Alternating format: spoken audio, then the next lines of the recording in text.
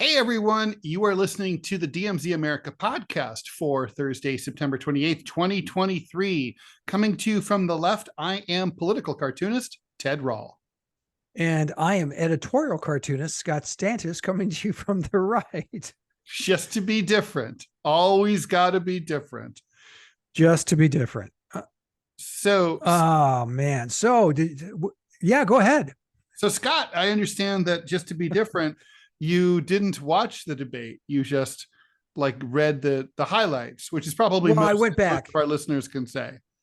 And I went back. I was for all of our listeners here, I was on I was listening to Ted's show this morning, and you had a guy on who actually delayed the satisfaction of listening to this debate and till this morning. So after I listened to your show this morning, I listened to a pretty good chunk of the debate, and holy crap, what a pig fuck. I mean, there's no other way to put it, Ted.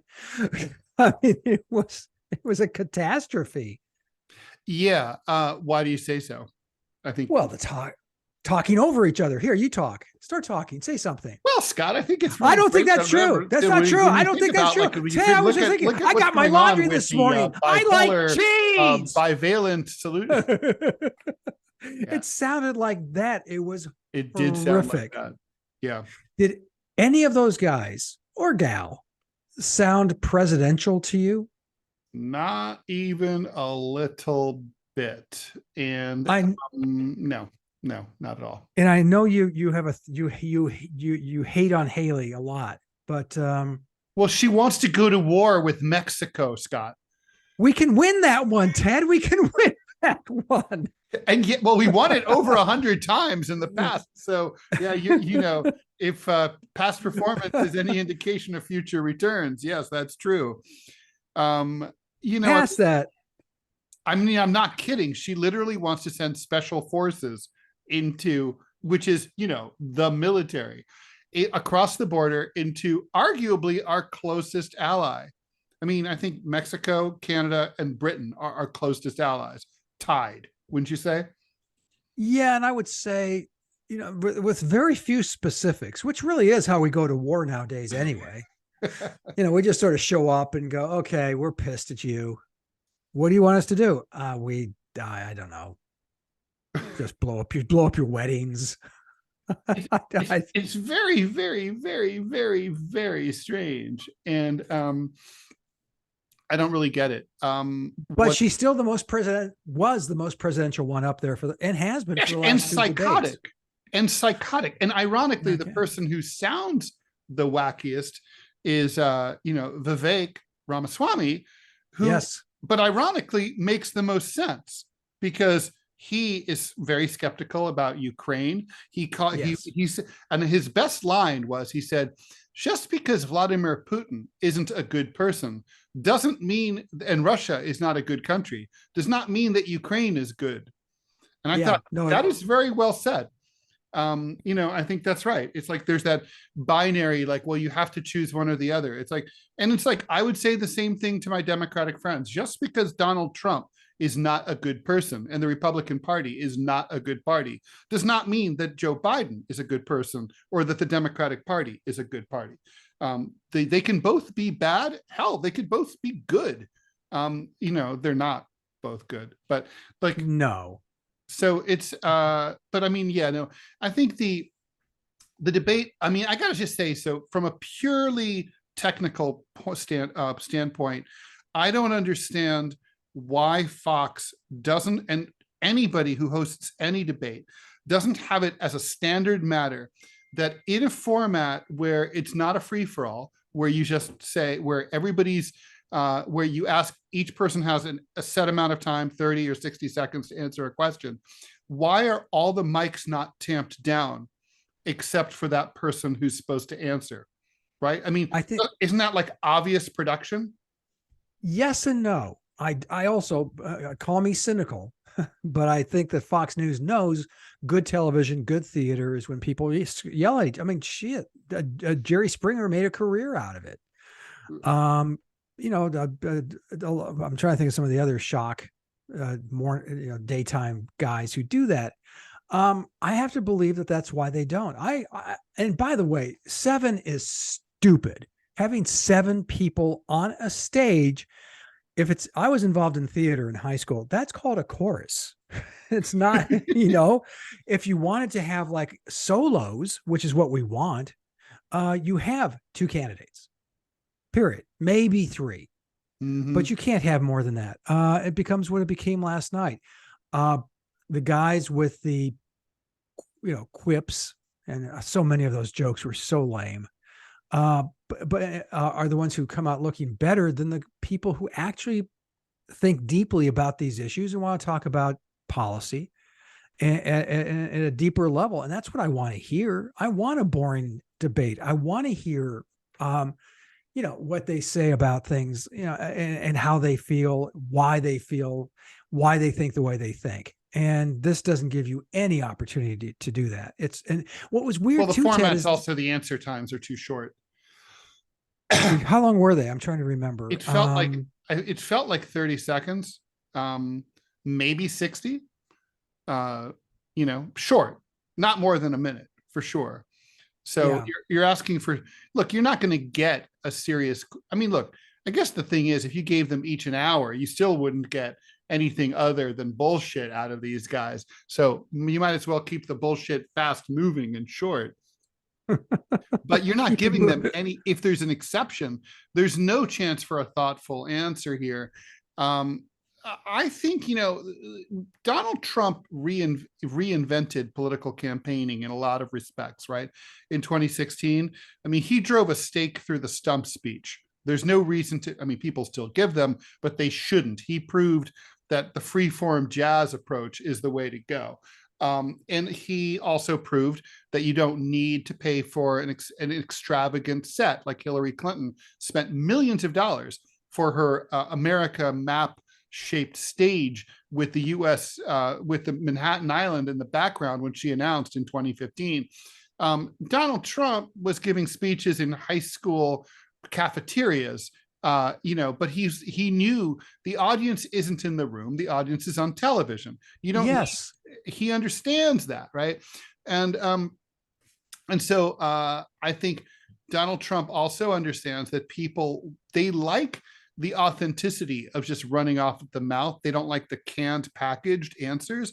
And these debate questions were all the answers were prepackaged answers, the prepackaged zingers.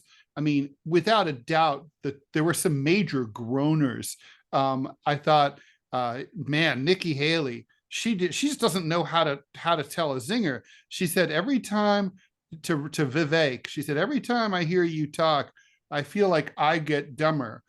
So let me just say, for future reference, that should have been edited to, every time I think Vivek is so stupid that I'm worried that his stupidity is going to rub off from me just by being in the same room. That would be a better zinger. Then there's the Christie, like, Donald Trump's not here. I have a nickname for him. It's Donald Duck. So dumb.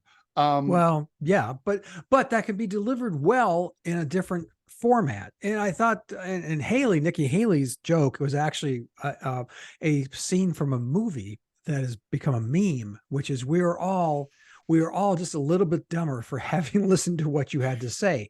That's the joke. And that's what she said. Yes, that's what she said. I'm not a little bit dumber. You don't want to say that. First of all, you don't want to say you're dumb or dumber or being, or, you're susceptible to dumb bombs. I'm trying to think of some of the other candidates. DeSantis, you talk about a charmless, mean little man. That's just, he was trying to smile though, Scott. I know. It was so hard. I think they had a lot. I think his wife, AKA his beard, had like electrodes on his balls and was like zapping him through her iPad throughout the entire time. Like, smile, bitch.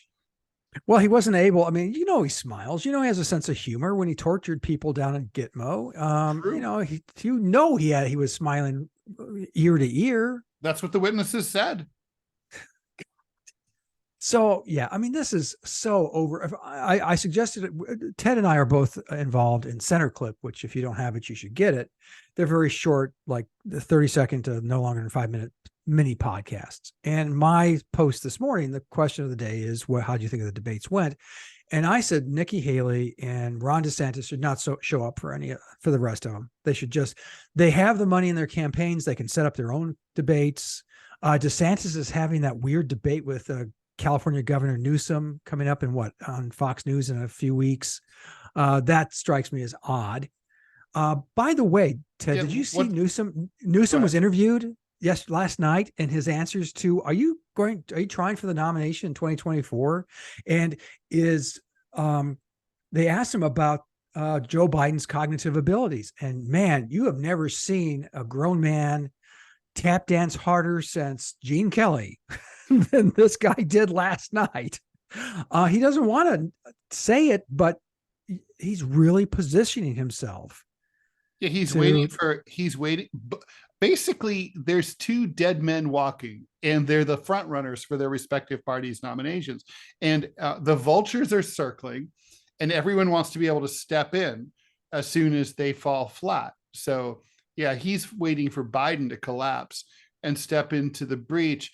Meanwhile, I think it's the New York Times that has a piece today about how the donor class is still trying to get Glenn Youngkin to run against to run against Trump. I mean, these people are using some seriously psychedelic mushrooms if they think that Glenn Youngkin could successfully challenge Donald Trump at any date, but particularly at this late date. I mean, most people don't know who he is. He would, even if he's a formidable candidate, which I don't think he scales nationally, but let's just say that he were, for the sake of argument.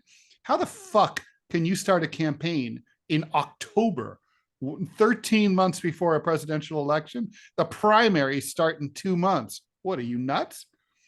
Well, plus this love for Youngkin. I mean, here's the thing that happens, and it happens every election cycle. And frankly, I'm guilty of it too. Is you see some young, new, untried, still in the box candidate, and you go, wow, that's the person. That's the candidate right there, man. Wow, they are everything I ever, and then they talk. You go, fuck. Yeah, you go, oh. Bill Richardson was one of those. Actually, Bill Richardson would have been great. He would have. Bill Bradley was one of those. Oh gosh! Oh my God! I had totally forgotten the buildup for him. It's very DeSantis's, wasn't it? It was like, this is the next guy. This is the Jeb. Yeah, you have to do the jazz hands. Jeb. I just remember the gayest of all of the yard signs, Jeb, with exclamation point. It was, yeah. Oh my God, I totally forgotten about Bradley. If you remember coming up to, was that the 92? Yeah, it was 92. That's right. In the and he was going to be the future of the Democratic Party. He was going to deliver them. He played basketball for Princeton or Yale or someone. Probably, I think Princeton. He was a Jersey boy. And you just got to go, like I said, Ted, I fall into that. I do that all the time. Every 4 years, there's always someone. Ted Youngkin's the guy now. And Youngkin's a guy. That's it. That was Nixon's campaign slogan in '68. Was Nixon's the man? That's right. Yeah. Youngkin's the man. What? No, it was Nixon's the one. The one. That's it. I'm sorry. Like Jesus. Or Youngkin. The one. Or Neo from the Matrix. Youngkin's the young.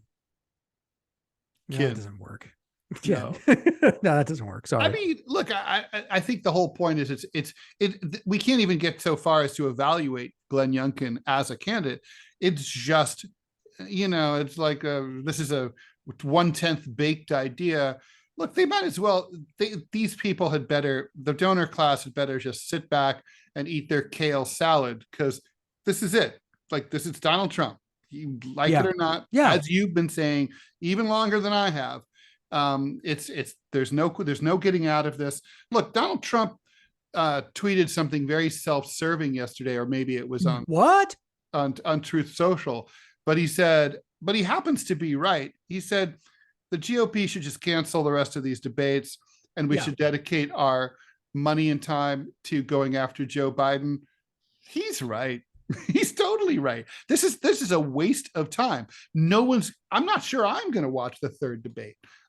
There's no point. Yeah. This is done. I mean, they had, and the thing that's also a little bizarre to me is, whether you're Nikki Haley or Chris Christie or even Doug Burgum, you walk in, you've been told by your staff, you need a breakout moment. It's do or die. This is the clutch, man. You go into that debate stage, you have America's attention. If you kick ass, if you do something big and awesome, you could be propelled into the presidency. And then none of them do it. They don't even try to do it. They just go in there and regurgitate their stupid packaged Fox News pablum. And by the way, if I'm reading the Republican Party right, apparently, according to all Republicans except for Donald Trump, the key to happiness for all of us is to get low gas prices by fracking and drilling more and reducing gas taxes. And then that will make the UAW not want to strike anymore because they'll have more affordable gas. This was a real argument last night. That we don't have to worry about climate change because, after all, we'll have cheaper gas prices, and we don't have to worry about inflation because we'll have, wait for it, cheaper gas prices. According to the GOP, cheaper gas prices are the future. And if that's true, they should all go to Ohio because Ohio has cheap gas prices. You can get gas for under $3 a gallon. Yeah, but then you wake up and you're in Ohio. I'm sorry. Says the man in Alabama, but okay. Hey, we have a beach. Ohio has Lake Erie. Okay, point taken. So there's no, but to your point, I mean, yeah, you're right. I mean, Republicans are still going to talk about low taxes. They're going to talk. I wish they talked more, going back to the old, wish list, the old Republican wet dream of lower taxes, less regulations. They do talk about like freeing the economy, freeing the capitalists to the companies to innovate more. But I got to say one thing. I know you're a devotee of President Reagan, and makes sense that they talked about the Gipper, considering that the debate was at the Reagan Library in California. But it makes, to me, the Republican Party feel a little antiquated when they're talking about Reagan so much, considering he was president when most voters today were not even, born, much less able to vote. That it would be like if I was a kid, we didn't talk about the party of FDR, I mean, even though he was really important, or even LBJ. I mean, of course, LBJ had been disgraced by then, but I just think it's like elections are forward looking. There's a lot of backward looking. I thought Vivek had a really interesting moment where he said, where he sort of had a confessional, like, I know, I talk too fast and people think I'm trying to move too fast and I'm too young for this. But, the party got to start looking at younger people. And that was a pretty smart ploy, really. And frankly, that was the sales pitch that DeSantis should have gone with when he entered the race. Is like, Donald Trump, great president. We love him. He did great. You can even that's say, what Vivek said. Yeah, but his time is gone. Now is the time for a new generation. The whole. He could have he could have had the sweet spot. I'm young and ready, but yet also experienced as a state executive of a major state. Yeah, yeah, and I don't know. Said. You know what the problem with DeSantis, it seems to me, is he's an asshole. He's an asshole. Ultimately, in his core, he's an asshole, and he knows better than people who know him, who've done business with him, who've done state business with him, say that he walks in the room, he just sneers at everybody else because he's convinced he's the smartest guy in the room. And so I think when he started this presidential campaign, that's exactly what we're looking at now. We're looking at a guy who knew better than any of his advisors, any people who run elections. And, look what that got him. Has he destroyed himself? I think he's destroyed his brand for 28. I agree. Look, I mean, I've been reading about how his approval ratings in Florida, which were sky high in Florida, have tanked. He's down in the 20s. Is that right? Why? Because of this? Because of the woke stuff? Because of the war against Disney, which is a major cultural touchstone and economic engine in Central Florida. And basically there's the sense that he lost his way. Like he was a guy who kind of understood the COVID situation before anyone else did. That it wasn't really necessary to mask. It wasn't really working. That was all true. He was right about that. Social lockdowns were bad. He was right about that too. So maybe he was right about it because he's like, a blind pig finds a truffle every now and then. But the point is, he looked prescient. Now he looks like he's involved in minutia, right? I mean, like, oh my, like this stupid thing about like, slavery, not as bad as you thought. Maybe we'll bring it back. All well, I can tell you from my family's perspective, it was fine. I don't know if you could actually say that, because I'm pretty sure that back there in Lithuania, you probably have some serfs in your family history. We had serfs, and frankly, my French family were indentured servants who came. That's how we got here. There were lots of serfs in my family too, in Brittany. My families were my family was from the shittiest parts of France and Germany. So they were no doubt serfs. Like when people are reincarnated, they're always like, oh, I was a prince. Like, no, you weren't. You were a fucking serf like everyone else. Yeah. My family was. I mean, and a serf literally. A serf is a slave, basically. I mean, there's some differences, not much. Indentured servitude, and the numbers were, especially after the Civil War, were crazy. How huge the number of indentured servants, and what that means is I go to work for Mr. Rall, I promised to work for him for 10 years, but there are things work hard. Yes, working not like a Democrat working on healthcare, but hard. And it was for 10 years, but there were elements of the contract, which is, Ted can go, Scott didn't work very hard for a couple of days in October. He'd actually cut off one of his arms, and he took 2 days off. And that the penalty in the contract is for every day off he takes, a year is added to the contract. That's fair. And you think I'm kidding, but some of these contracts are that draconian. Right. I mean, no, I know it's true. So here we and then like the thing is also, you couldn't just like, fuck Ted Rall, I'm out of here. I'm moving to, Tuscaloosa. Like, no, that's like not allowed. You will be found. You will be bound. Yeah. Actually, my family did. My great grandfather did. He ran away from his servitude after. Yeah. And he was wily. Yeah. He escaped, got away with it. Which is weird, because he was in Southern California, and he just went to a different, another part of Southern California. It's like, especially back then, it wasn't that hard to find him.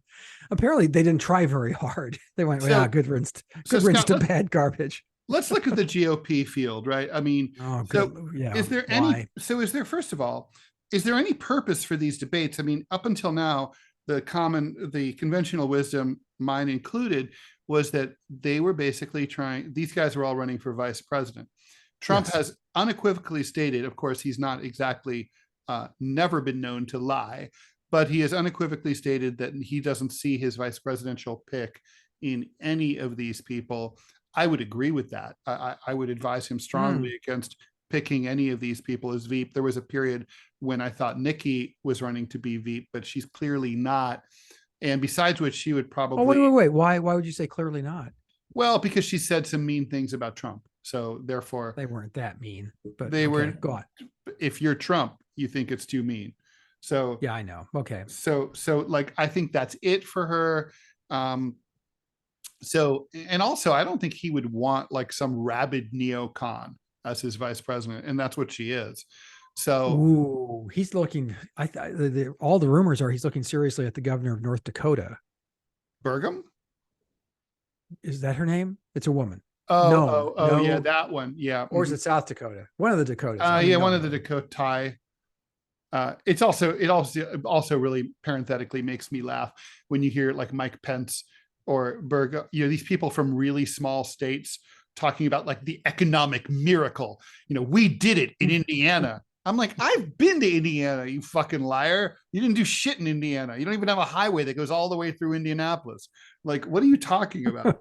like why don't you build a road? Join the 19th century.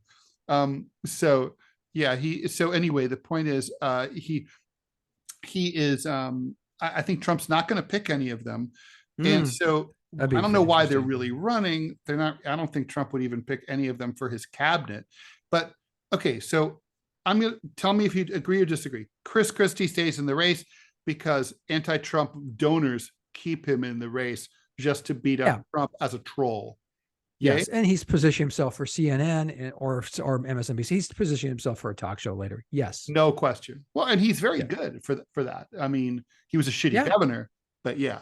Okay, unless you're, the beach thing, it does make me laugh. Okay, so Doug Burgum, conventional wisdom is that he drops out. I say no. He's really rich. He can self-fund. He can keep going. This is about his ego. Yeah, I think South Carolina is going to be the line in the sand, Tim especially. Scott. Tim Scott is done. Yeah, he is. He had a better performance this time than last time. I think speaking openly about race was remarkable and a really good moment for the Republicans. Yeah, apologizing for the Republican Party. Or no, sorry, for America. America is not a racist country. The fuck it isn't. It's a total racist piece of shit country in a huge way.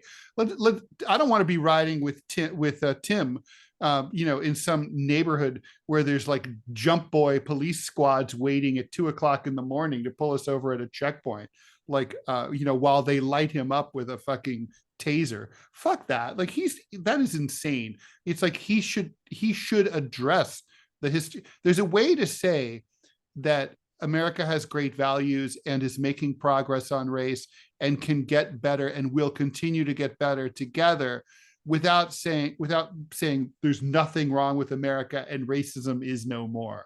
He looks like an Uncle Tom. Sorry. Well, okay, but I thought that moment, I read it differently than you. I thought that it was a resounding endorsement of America, which it should be a full-throated endorsement of America if you're running for, president. And I think that the way he framed it was a good moment. There weren't very many good moments, but that was a good moment. But South Carolina is going to be that's the line in the sand for virtually everybody. I mean, especially Nikki Haley and Tim Scott, as they are both from, say it with me, kids, South Carolina. So are they even going to make it another 2 weeks, though, is the question. I think they both want to make it to South Carolina. You're saying that these people all want to go to the primaries. There's no one. What about the donors who are getting restive and just don't want to keep paying for this shit? I think you could, if Ron DeSantis called me right now, first of all, I wouldn't answer because I'm doing this.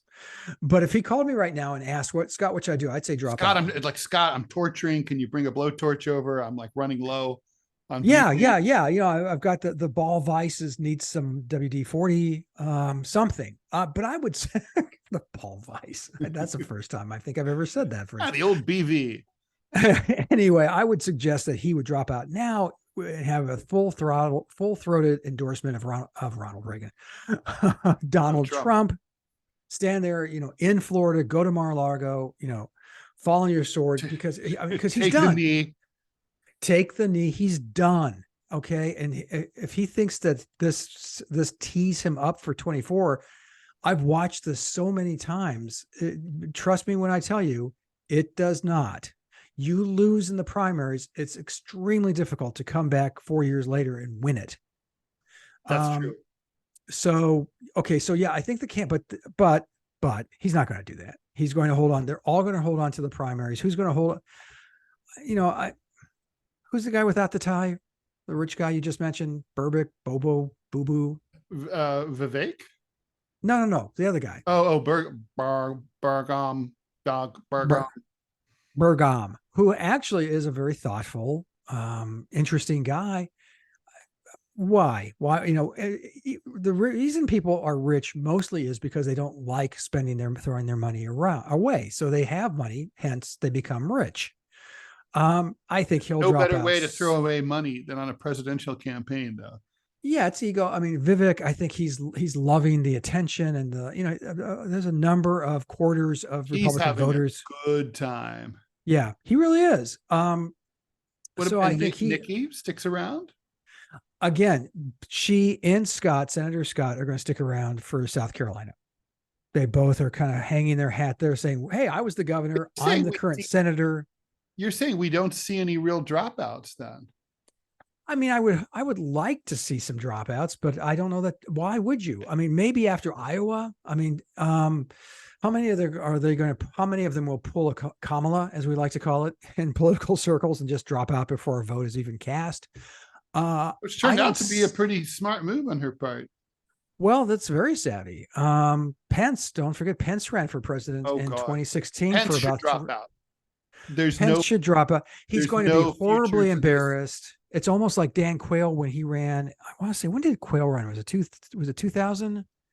Yeah, and he just came in third, fourth, fifth. It was just Scott. This is like my thing about the Pulitzers. We've had this discussion offline where I've always said that, like, if you win a Pulitzer, your worst move is to apply ever again, because there's the danger. It's better to lose. If you lose, that's okay. But because no one notices, no one knows you applied. But if you apply and then you're a finalist and then don't win, then there's the sense that your career is on a downward trajectory. If you were vice president of the United States and now you're running for the big job and it never takes off, and you go down like the Hindenburg, then it's a bad look. I think with Pence, this is painful to watch. He humiliated himself for a guy who almost had him killed, and now I know. And now he's languishing in the polls. He made a painful joke about having slept with a teacher for the last 38 years. His wife. Oh, I thought that he said he's a humorless man, so it's hard. You're not expect. But I thought it could have been a charming moment, and it was not. Well, I don't know that Mike Pence has charming moments. No, he calls his. I mean, I'm sorry. Anyone who calls their wives mommy, mother.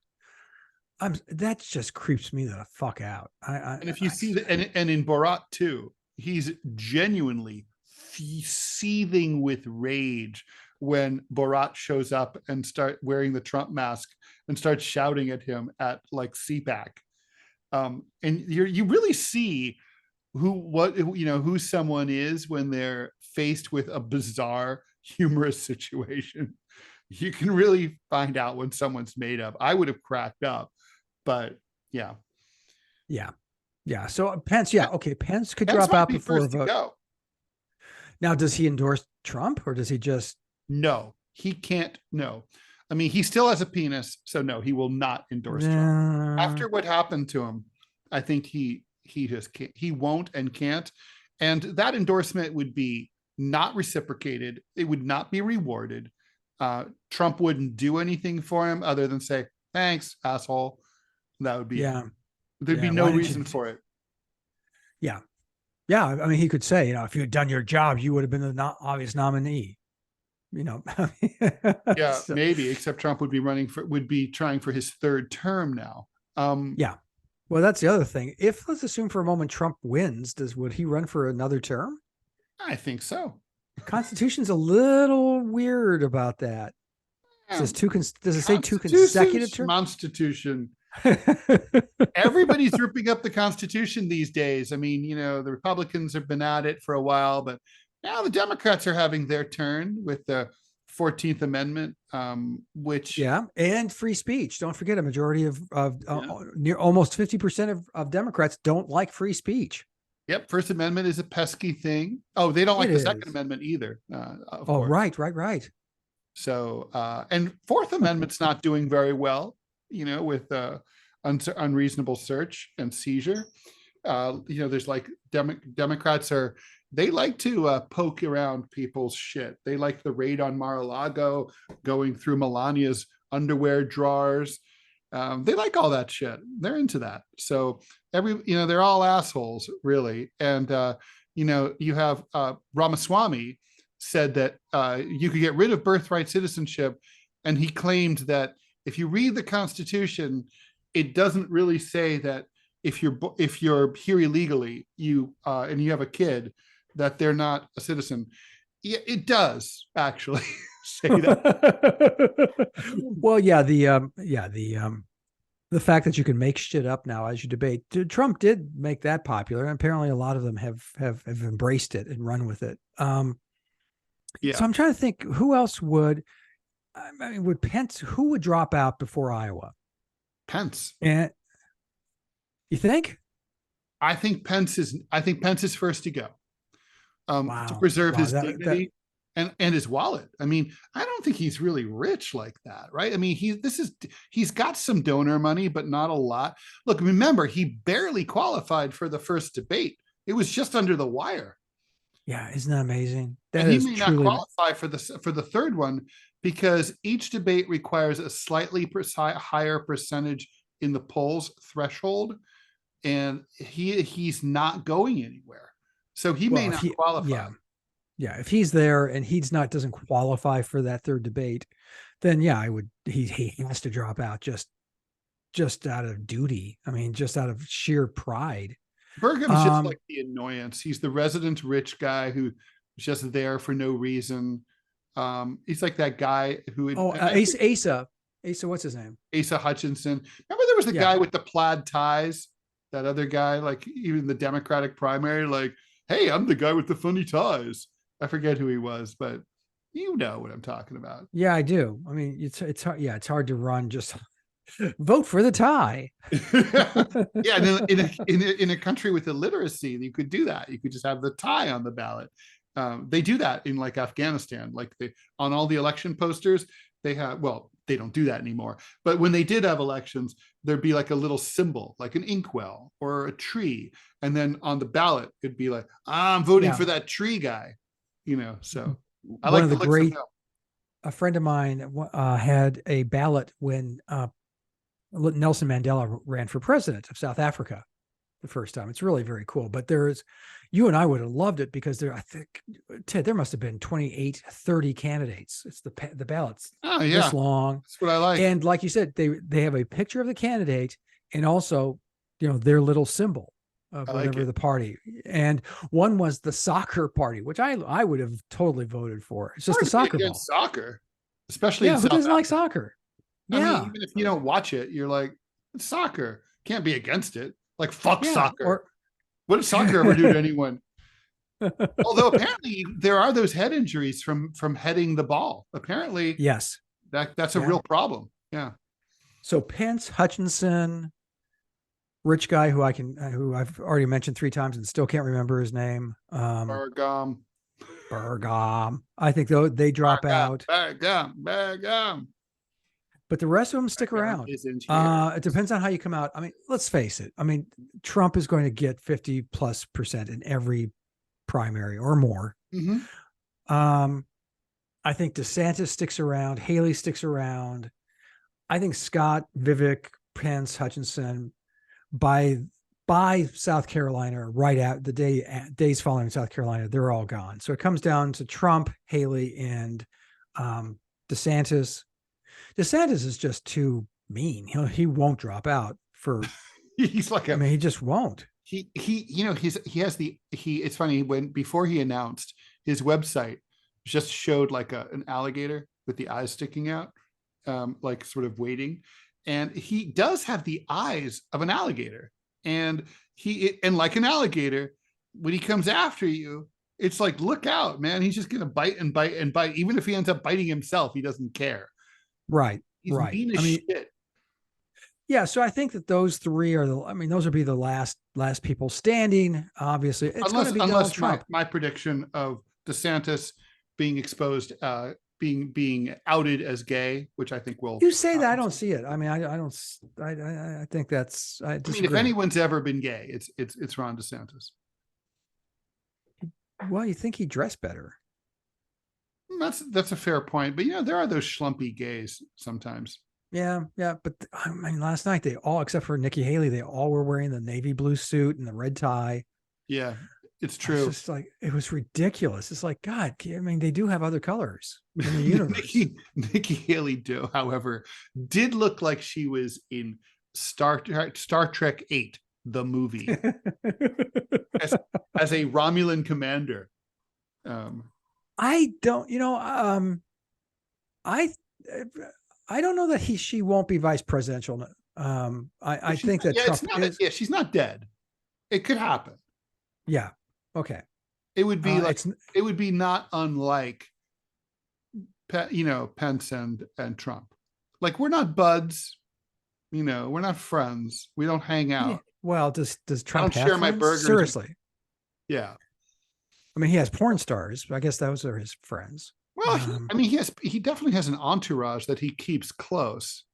But I don't know if he trusts anyone. And of course, obviously, he trusts family more.